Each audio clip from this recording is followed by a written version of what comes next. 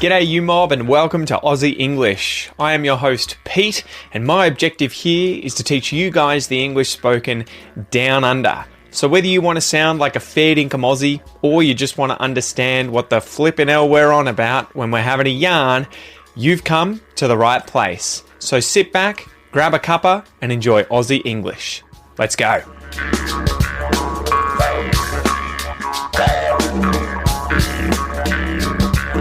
Guys, I am back. Long time no see. How's it going? My voice is finally back. My goodness, it is so good to be able to speak again without sounding like someone who smokes a pack a day and has done so for the last 50 years. My voice totally went, guys. I was sick as a dog, as you may or may not be aware. So for the probably last month, I have been unable to create any new content for the Aussie English Podcast that I thought would be presentable, right? It was crazy. I could not talk at all. I sounded like some sort of croaky, angry frog. Absolutely crazy. Anyway, today is the first episode where we're trying out a new format for these expression episodes. So as usual, welcome to the Aussie English Podcast, guys. This is the number one place for anyone and everyone wanting to learn Australian English, culture, history, news, current affairs, everything like that. So if you are a migrant in Australia, a student in Australia, someone who's traveling in Australia or thinking about doing any of those things in the future, this is the podcast for you, okay? So, yeah, that's what I've been up to recently, guys. I tell you what, it has not been fun. It's been a lot of work. I tell you what, since Noah has gone back to daycare, we moved him into a new daycare where he is with a lot more children. It has just been full on. One disease after another has been brought into the house. I tell you what, so it hasn't been fun. It has not been fun. Before we get into today's episode, I have a news story of the week.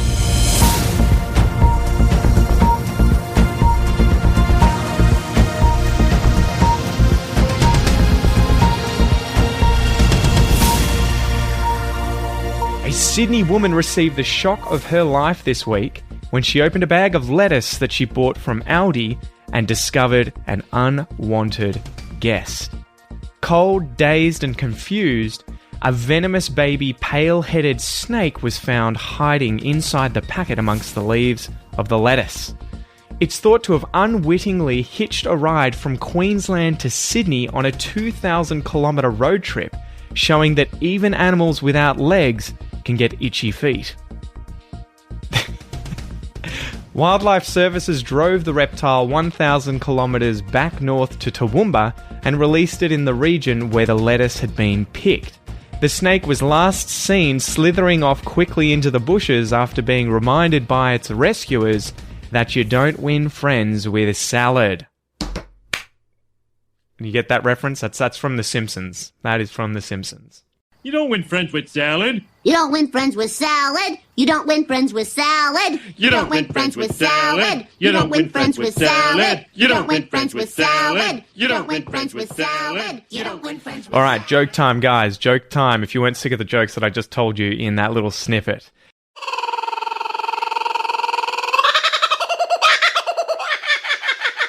So what do you call a rainbow without any colours? What do you call a rainbow without any colours? A plain bow. Get it?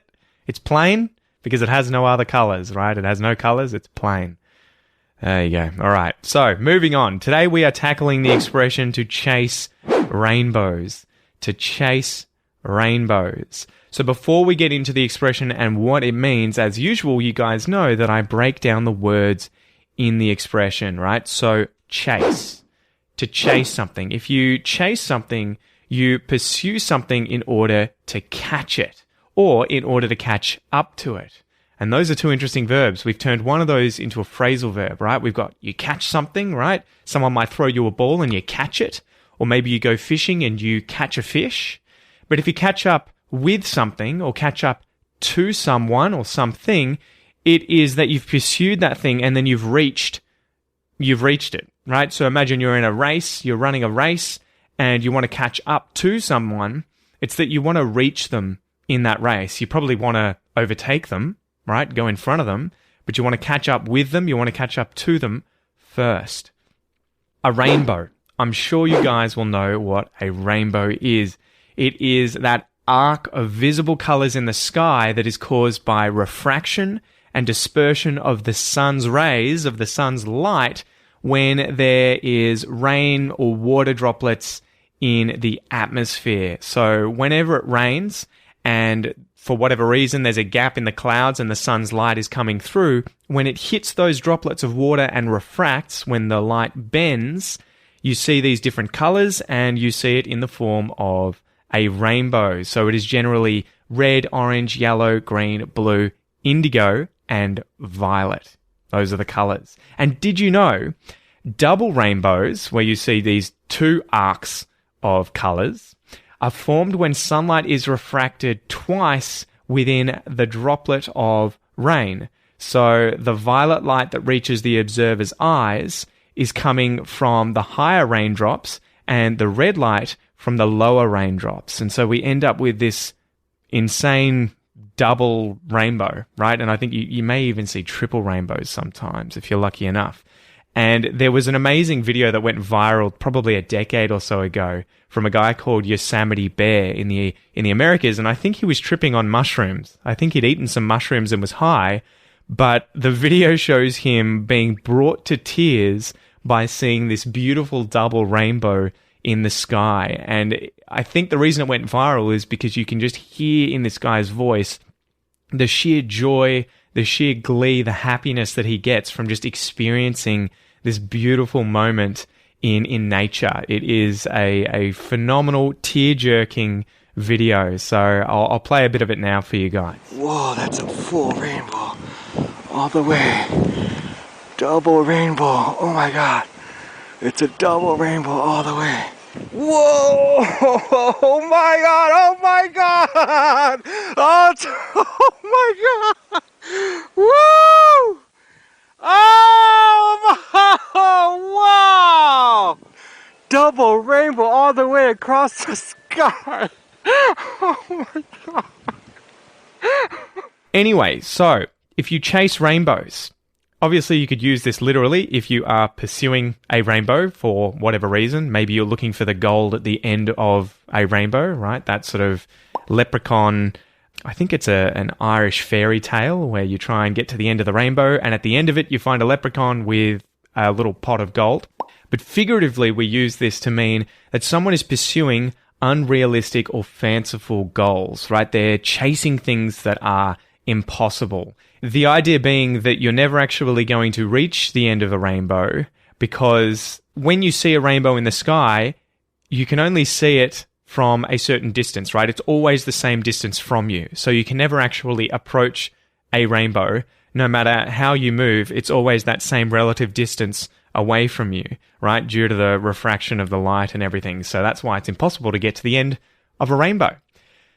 A really, really good Aussie expression that I thought of while writing this episode was you're dreaming, right? You're dreaming. So this was made famous by the movie The Castle, which I recommend you all go and check out, where the father of the family, Daryl, is always saying, tell him he's dreaming. Tell him he's dreaming. So his sons are always looking through the newspaper for secondhand goods that they can buy and then hopefully sell at a profit. And Daryl, the dad, is always like, what's he asking? How much money does he want for, jousting sticks or a fridge or whatever it is? The kids say the price, it's always too high. And so Daryl's always like, dreaming. Tell him he's dreaming. I'll play a bit of it for you now. Steve is an apprentice mechanic, but he spends most of his time reading the Trading Post. He just loves buying and trading. Ergonomic chairs, 4 of them. What's he want? 180. He's dreaming. Dad, 450.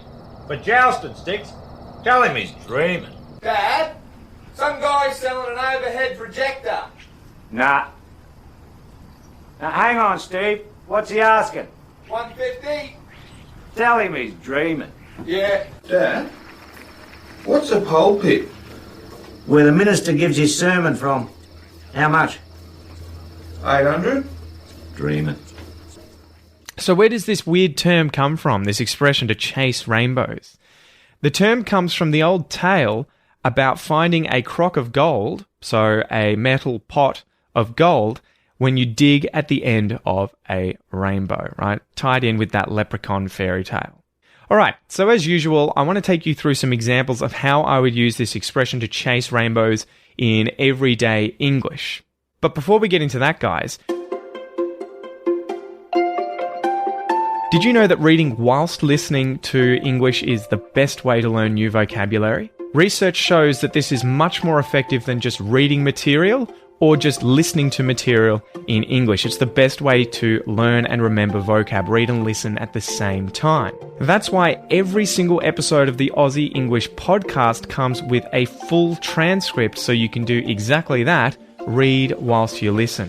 In fact, there's over 900 episodes and transcripts to go with them. You can download the PDF, you can print it, you can write notes on it, you can highlight new vocabulary, and most importantly, you can read whilst you listen to each episode. Also, members get access to the premium podcast player that shows the text and moves it up the screen whilst you are reading and listening on your phone, your tablet, or your computer. So if your goal is to learn and remember more vocabulary, to expand your vocab in English, make sure that you sign up to become a premium podcast member today at aussieenglish.com.au/podcast. Let's get back to the episode.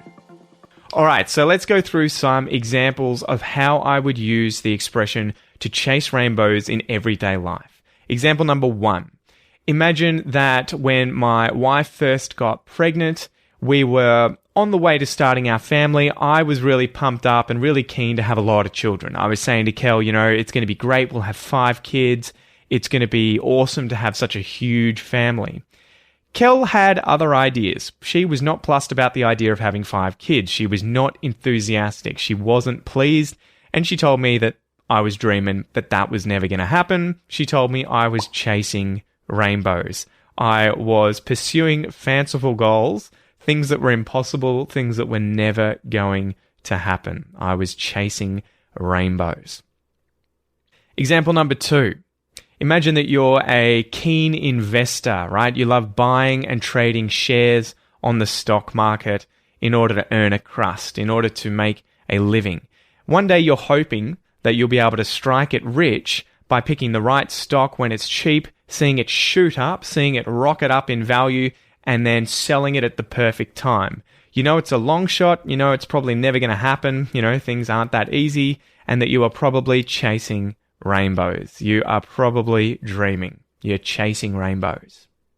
Example number 3. When I was a kid, when I was 18 years old, I had just got my license, and I remember I'd saved a little bit of money to buy a car, but it was by no means enough to actually get the car that I wanted.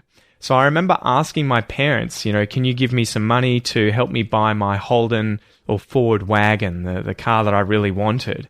And they told me I was dreaming. They told me I was chasing rainbows. They told me I was barking up the wrong tree. I was asking the wrong person. They said, you know what? We want you to get a car. We want you to do it on your own, though. You've got Buckley's chance. You got no hope. You got no chance of getting money from us. We'll support you, just not financially. So I was chasing rainbows when I asked my parents to give me some money to buy a car. I ended up having to just get a job at a pizza shop, working my butt off for about 6 months, and then I could eventually afford my own car. It was an amazing feeling. I remember that, shopping around, buying the car, and then driving it, and driving it on my own. There was no one else in the car to have to watch me or monitor me because I had my license. So there you go, guys. That is the expression to chase rainbows. Remember, it means that you are pursuing unrealistic or fanciful goals, things that are unlikely or almost certainly impossible. They're very unlikely to ever occur, right? They are fanciful or unrealistic.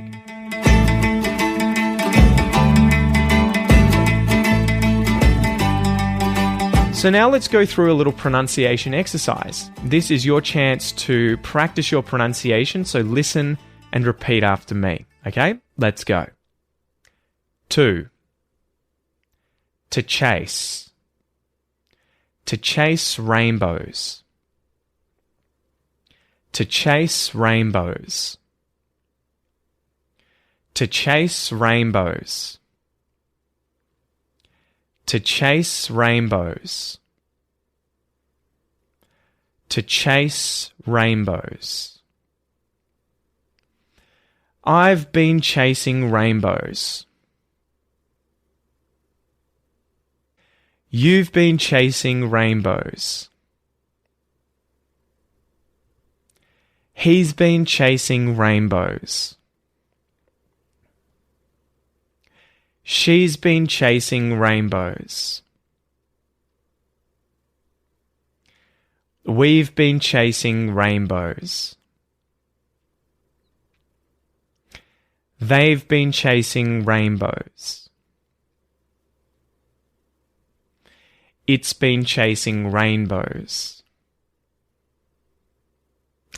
Great work, guys. Remember, if you're trying to work on your pronunciation, make sure that you check out my Australian pronunciation course at aussieenglish.com.au/APC, and you will get all of the different sounds in Australian English. You'll get tutorials on how to pronounce them, how to say them. You'll be able to also practice with all the different exercises in there. I teach you the International Phonetic Alphabet, the IPA, and how to use that. And then after you've sort of learnt all those basic sounds, there are 25 advanced Australian pronunciation lessons in there that will help you sound much more like an Aussie when speaking English. So go and check that out.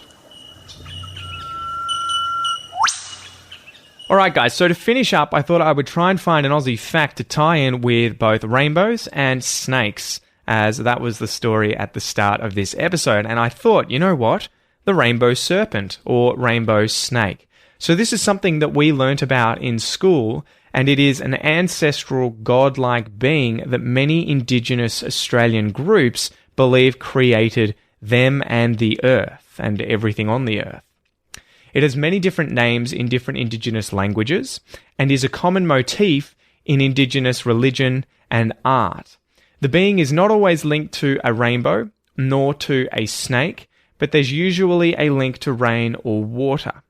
Scholars believe the link between a snake and a rainbow is related to the cycle of the seasons, blue being for water, red for summer, yellow for spring, and orange for autumn, and the importance of water being related to human life. When a rainbow appears in the sky, it's believed that the rainbow serpent is moving from one waterhole to another, and this divine concept explained why waterholes never completely dried up in the desert during periods of drought. The rainbow serpent is viewed as the giver of life through its connection with water, but can also be a destructive force if angered. It's one of the most common and well-known Aboriginal stories in Australia that also still remains a huge part of Indigenous society and culture. And it's also one of the oldest continuing religious beliefs in the world as well. So today's challenge for you guys is to research what is your local Indigenous group, who are the Indigenous people who live where you currently are if you're in Australia, and then more importantly, what is the word that they have for the rainbow serpent, or what's the equivalent if they don't actually have the rainbow serpent. So go and do some research and check that out. Anyway, thank you so much for joining me today, guys. It's been a ripper of an episode. I've enjoyed doing this thoroughly. I hope you got a lot out of it, and I'll see you next time. Peace.